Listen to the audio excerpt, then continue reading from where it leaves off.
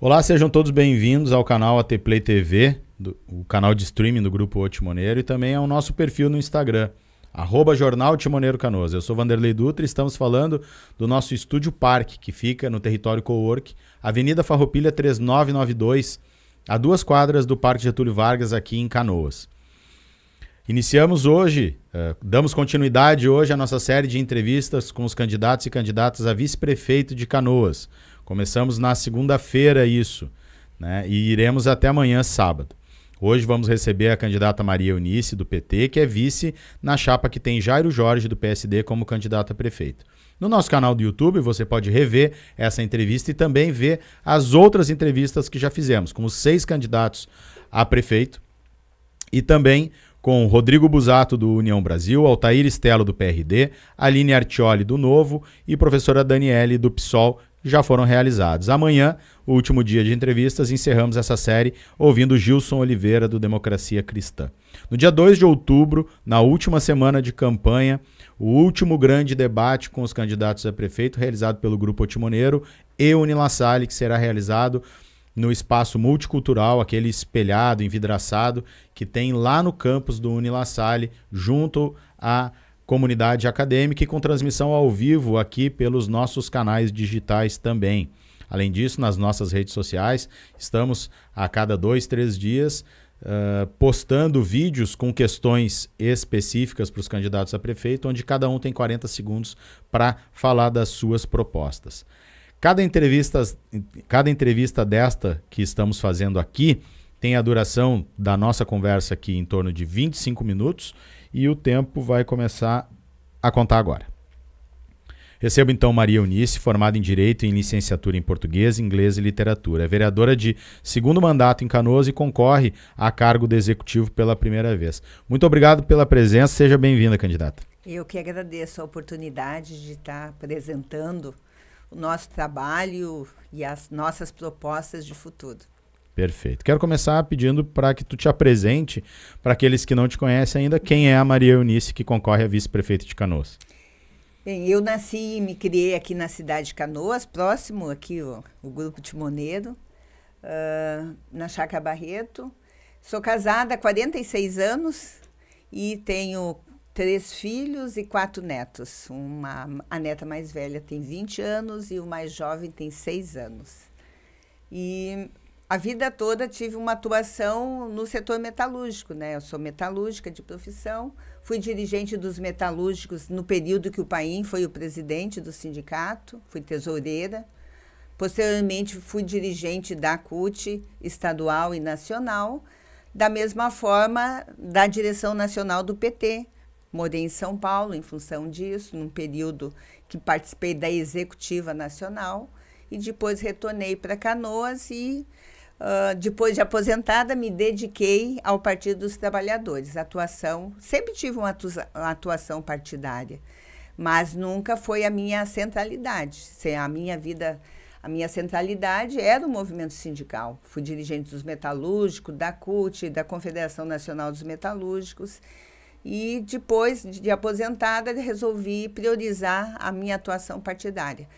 Fui secretária de governo do município de Canoas, a Secretaria de Estratégia e Inovação, uma secretaria que tive a oportunidade de conhecer toda a cidade de Canoas, as suas obras. Ela monitorava as obras do orçamento participativo, as obras do PAC, aquelas que eram negociadas com o governo federal, as obras da cidade, que eram aquelas indicações da população, e por isso acompanhava.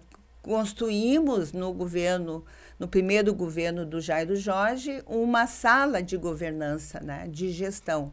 E esse era o trabalho. Posteriormente, fui secretária de Desenvolvimento Social durante 3 anos e meio, e foi o momento mais belo da minha vida, do aprendizado daquela secretaria, que me deixou marcas profundas em relação ao que é possível fazer junto às famílias empobrecidas, construir da assistência uma travessia por uma vida digna, autônoma. Então, fiquei muito encantada. Posteriormente, fui candidata em 2016, candidata a vereadora, 15ª votada e a única mulher eleita na cidade de Canoas. Me reelegi na história da cidade de Canoas, 85 anos de emancipação, sou a 5ª mulher eleita e a primeira a ser reeleita. E todas as minhas antecessoras tentaram a reeleição, não conquistaram, e isso também demonstra, né, a dificuldade que as mulheres têm de ocupar os espaços de poder. Perfeito. Antes da gente entrar nos temas, né, capitais e as propostas, eu também tenho começado pedindo para que os candidatos e candidatas falem como foi a sua vivência durante a enchente de 2024, como a enchente encontrou a tua vida, o que aconteceu, como é que foi a tua atuação também. Durante o período da enchente, inclusive no dia, nos dias antes da enchente, o prefeito Jair do Jorge chamou todos os vereadores da Câmara e informou, né, que as informações que trouxe para todos os vereadores foi que haveria muita chuva. Em torno de 200 a 150 milímetros, pela informação da assessoria da Metsul, né?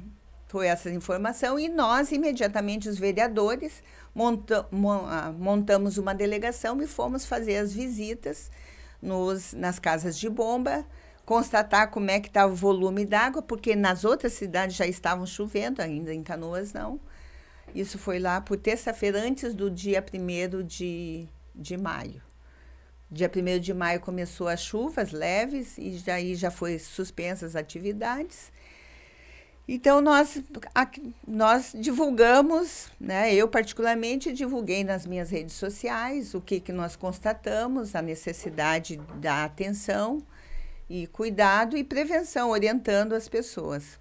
Mas o dia, de fato, no dia quando se deu as enchentes, eu fui imediatamente para os sindicatos metalúrgicos lá, recebi as pessoas que estavam sendo trazidas das suas casas, tinha muita gente ali da Matias Velho, muita gente ali do Mato Grande, e eu os recepcionei durante toda a noite, fiquei lá coordenando o trabalho dentro do ginásio dos metalúrgicos de Canoas, organizando que fosse acolhido, daí conversei com a aeronáutica para viabilizar colchões, conversei com a guarda municipal porque eram pessoas que eu não os conhecia, mas que precisavam acolhimento.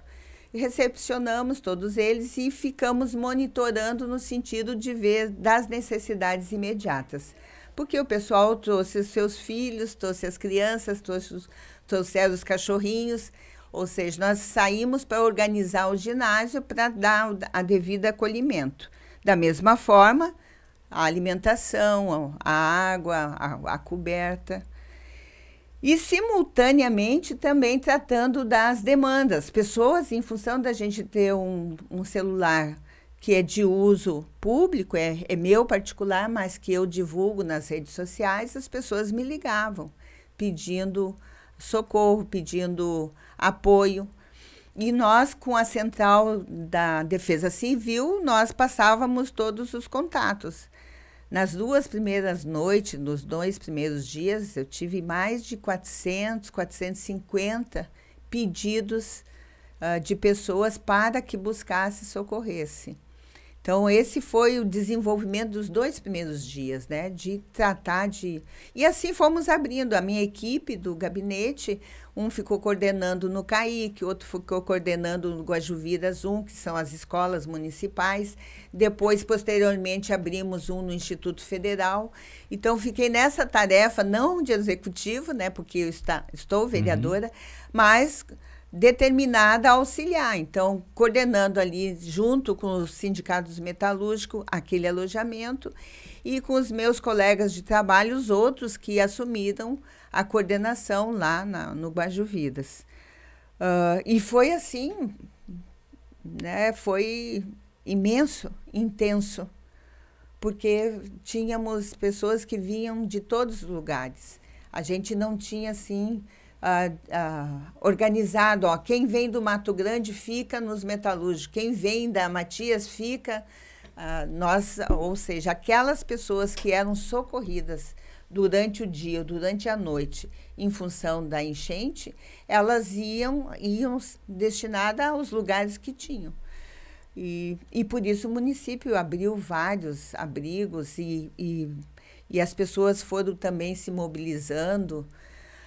Aqui em Canoas teve um período que teve 99 abrigos, 97, 99 abrigos feitos pelo município, né, articulados com a sociedade civil, articulados com os espaços públicos do governo, as escolas, os ginásios de esporte.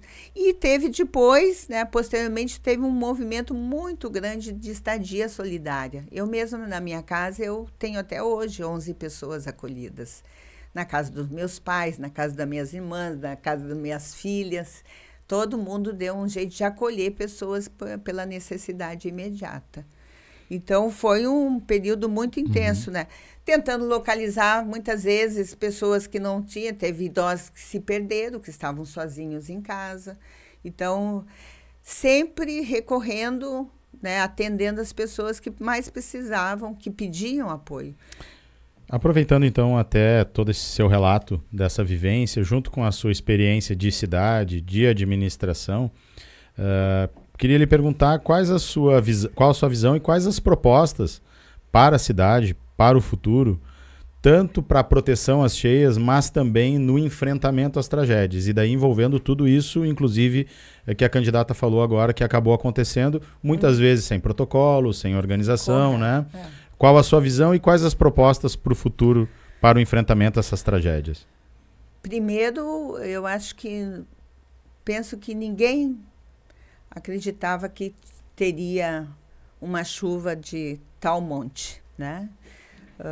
Então, eu me lembro da enchente de 67.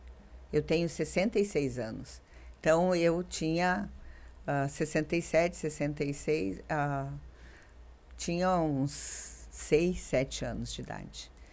E eu me recordo que a minha mãe acolheu na casa, nós somos 6 irmãos, acolheu os parentes todos, nós morávamos na Chácara Barreto e enchente lá, meus parentes na Matias Velho. E recordo o nível da água, né, que era assim, pegava no joelho nosso. E o que aconteceu em Canoas foi algo incomparável, né? Nós tivemos casas submersas durante 30 até 40 dias. E isso nos diz que nós temos que pensar além do que estava preparado. Então, os diques de proteção aqui da cidade demonstraram, diante do volume de água, que foram insuficientes. Foi água demais pela altura dos diques, né? Os nossos diques nós temos 3 diques aqui em Niterói, Rio Branco e o dique da Matias Velho. Os 3 diques construídos, eles foram metrificados diante do que aconteceu em 41, né? E por isso eles têm a altura de 5 metros. Os outros, ali na região da São Luís, onde tem o parque industrial, ali tem as indústrias, eles sempre tiveram a chuva, o volume de chuva já em outros períodos já tinham água, que as empresas e a comunidade achavam que estava dentro dos parâmetros, né? Ou seja, nunca pegava na canela. Eu digo, você pegava na canela, ou seja, havia uma identificação de que teria água, enchente, mas não desse volume, né? Isso significa que hoje a avaliação que se tem, o plano de alteamento dos diques, ele serve o parâmetro dessa enchente. Tu vejas lá em 2012, no governo Tarso e governo Dilma, a Dilma abriu um Programa Nacional de Enfrentamento à Drenagem, né? Construção de drenagem, a proteção às cidades.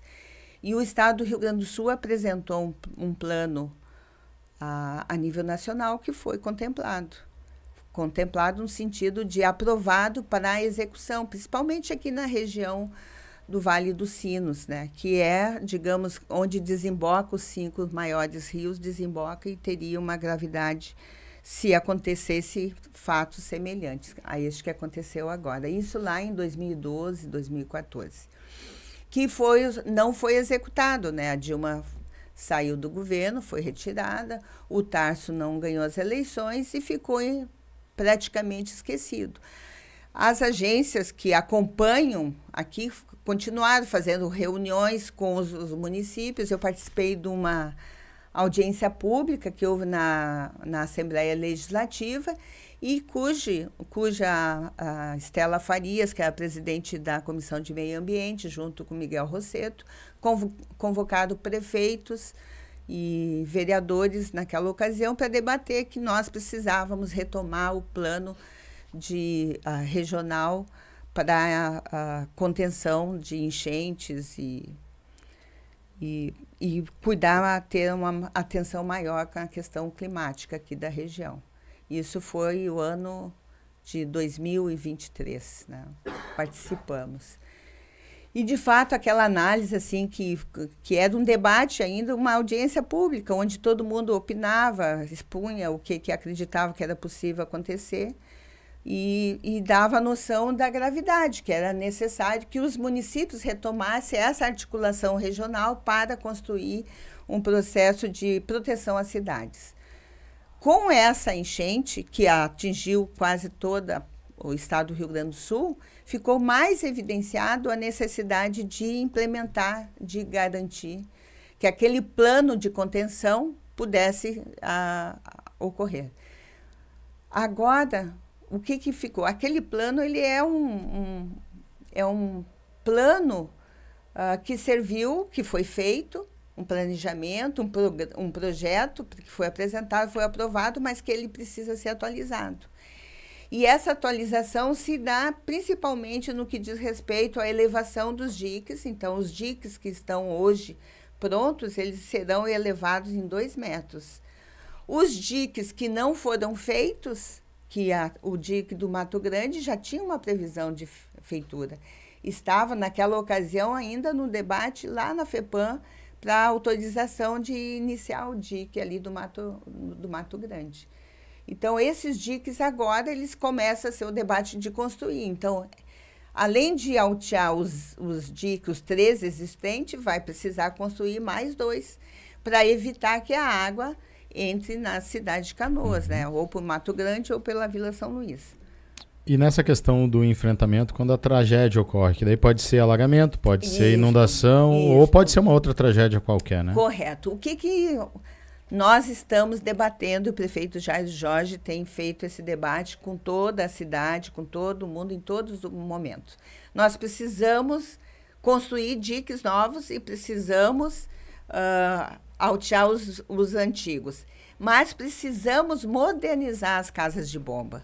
As casas de bomba, nossas, eram os motores elétricos, as casas de bomba necessitavam da mão humana para ligar, então nós temos que modernizar. Os motores têm que ser anfíbios, as casas de bomba têm que ter geradores, as cabas têm que ser automáticas, então ela tem que funcionar automática de acordo com o volume de água, para fazer o escoamento. Mas, além disso, o que está muito forte é que nós precisamos constituir um gabinete de contingência que tenha na nossa cidade. Eu visitei São Sebastião do Caí em 2022 e eles têm um grupo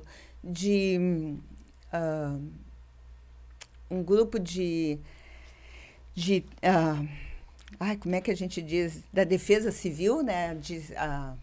Bombeiros civis. Os bombeiros civis, eles não têm bombeiro da Brigada Militar, né, que nem nós temos. Então, a cidade, em função das calamidades que tiveram em São Sebastião do Caí, eles criaram um bombeiro civil na cidade que muitas pessoas estão preparadas para enfrentar, assim como eles têm um equipamento, tanto de primeiros socorros, né, os carros, os elevadores, tudo, os maquinários, espetacular. E a Canoas não tem. né, o nosso corpo de bombeiro aqui, o informe que eu tenho, que tinha 3 barcos, 55 bombeiros preparados para uma situação dessa. E nosso debate é que a cidade, como está, nós temos a Petrobras, nós temos a base aérea, nós temos aqui um metrô, nós temos a BR-116, que atravessa a cidade. Nós tivemos a situação da enchente, então nós precisamos ir para além do mesmo. Nós precisamos construir na nossa cidade, né, um espaço e um ambiente de que toda a cidade esteja protegida, envolvendo bombeiro civil, envolvendo bombeiros aqui da Brigada Militar, envolvendo educação das pessoas, né? Tanto a educação ambiental quanto a educação de proteção, né? Desde as escolas, na comunidade, na associação de moradores. Nós temos que ter recursos mais eficazes no sentido de alertar, divulgar de algum incidente que venha a acontecer. Então, hoje, eu acredito que esteja consolidada essa visão de que nós precisamos pensar a proteção da cidade, que ela pode ser de enchente, ela pode ser em função do incêndio, de uma explosão, de um acidente grave, de um avião ou de terrestre, né, aéreo ou terrestre.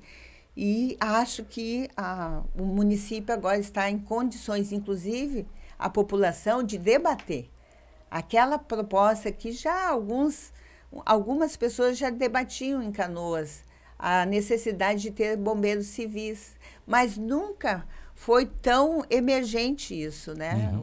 A realidade diz que nós precisamos avançar. Perfeito. Por isso que é esse debate que se está fazendo no próximo período. Perfeito. Para a gente passar por outros temas também, o da habitação sempre foi um tema muito importante na cidade de Canoas, né?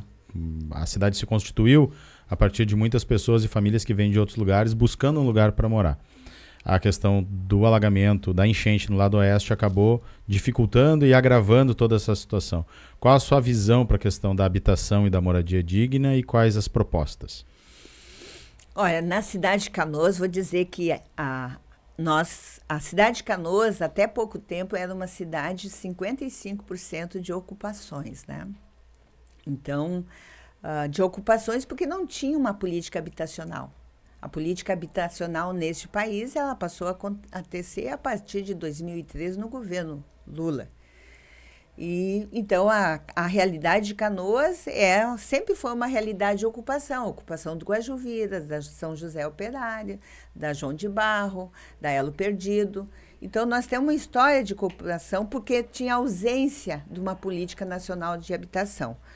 Agora, o governo Lula retoma todo um debate de Minha Casa e Minha Vida. E, em particular, na cidade de Canoas, né, o governo federal, para todo o estado do Rio Grande do Sul, está propondo a compra assistida através da Caixa Federal. Então, nós aqui em Canoas, no período do governo municipal do Jair Jorge, juntamente com o governo federal, Canoas cresceu muito a habitação. Da faixa 1, que o Jairo sempre salienta, foram entregues quase 6 mil habitações, que é a faixa 1, aquele que ganha até R$ 1.800. Então, 6 mil habitações foram construídas, garantiu habitação para as famílias. Mas teve a faixa 2, que é aquela feita, intermediada pelo sistema imobiliário, que foi 20 mil. Então, Canoas recebeu no período, o programa Minha Casa Minha Vida, 26 mil unidades na cidade de Canoas. Isso mostra uma dimensão, a necessidade. Se passaram de 2016 até agora 8 anos. Então, tem uma juventude que já é um adulto, que já constituiu família e precisa de habitação. Nós temos a habitação necessária em função da enchente, que as casas foram destruídas. Nós temos as habitações necessárias em função daqueles que estão morando em áreas de risco, aqueles que moram lá pertinho, do ladinho da casa de bomba, né? Aqueles que moram embaixo das torres. Então, nós temos, sim, aquelas que têm que ser reassentadas e temos aquelas necessidades do crescimento populacional. Canoas, quando nós elegemos o governo Jair Jorge em 2008, 2009, nós tínhamos 180 mil habitantes. Hoje nós temos 360 mil habitantes. Então, a cidade, em pouco tempo, dobrou o número de habitantes. Acredito eu, foi porque encontrou na cidade oportunidade de emprego, oportunidade na área da saúde, na área da educação, oportunidade de habitação. E a gente percebe, quem anda pela cidade percebe quantos condomínios verticais estão sendo construídos, quantos condomínios horizontais também foram construídos. Então, aqui nessa região do Moinhos de Vento, da Igara, no Mato Grande, quem circula a cidade constata a pujança desse setor imobiliário. Então, nós temos que o município aqui, a administração municipal, tem que articular com o governo federal, e hoje já temos garantido, né, que apresentamos uma proposta para 5 mil unidades, em torno de 3 mil para atender a demanda decorrente da enchente, que é o reassentamento e aqueles que tiveram as suas casas que já estão interditadas, e outros 2 mil para as outras alternativas, que são dos jovens que hoje têm família constituída e até aqueles que escolheram morar em Canoas, né? Perfeito. O tempo passa rápido, já estamos estourando os nossos 25 minutos aqui e eu quero pedir que a candidata aproveite esse tempo, 1 minuto a mais, e se dirija diretamente ao eleitor e passe uma mensagem livre final para eles, por favor. Pois é, eu acredito que as propostas que nós estamos apresentando para o próximo governo, ela busca reconstruir a cidade, que o Jairo já está fazendo. Ele é o prefeito, então ele tem o dever, a obrigação de iniciar todo o processo de reconstrução. E nós, no próximo governo, queremos avançar. Acredito que nós precisamos ter política mais contundente para o crescimento econômico da cidade, para garantir a geração de trabalho, emprego e renda, para garantir oportunidade para as mulheres e para a juventude, né? A juventude quer trabalhar, quer oportunidades, as mulheres também. Da mesma forma que nós achamos que, eu acredito que na cidade, além do povo, de forma geral, ter sido atingiu muito microempreendedorismo. A nossa cidade todinha, nos bairros, na Rio Branco, no Mato Grande, na Matias Velhas, é constituída de microempreendedor. E esse microempreendedor, pelo menos, ele contrata no mínimo um empregado. Então, nós temos que ter um foco para esse segmento do microempreendedor e também para buscar a reindustrialização da nossa cidade, a reindustrialização verde. Aqui nós temos 2 parques, né? Um parque lá do Jorge Lanner, para trazer empresas de maior porte, e o parque aqui tecnológico, aqui próximo do Guajuvidas. Então, penso que, além de cuidar do nosso povo, de proteger a cidade, nós temos que avançar. E avançar significa apostar no desenvolvimento econômico, apostar na educação, porque essa combinação é que vai levar que a cidade dê a volta por cima. Tá certo. Muito obrigado, candidata, pela presença, pela entrevista. Amanhã, então, encerramos esse nosso ciclo de entrevista com os candidatos e candidatas a vice-prefeito de Canoas, novamente às 19 horas ao vivo aqui no Instagram e a qualquer momento no YouTube. Muito obrigado pela sua audiência e até a próxima. Tchau.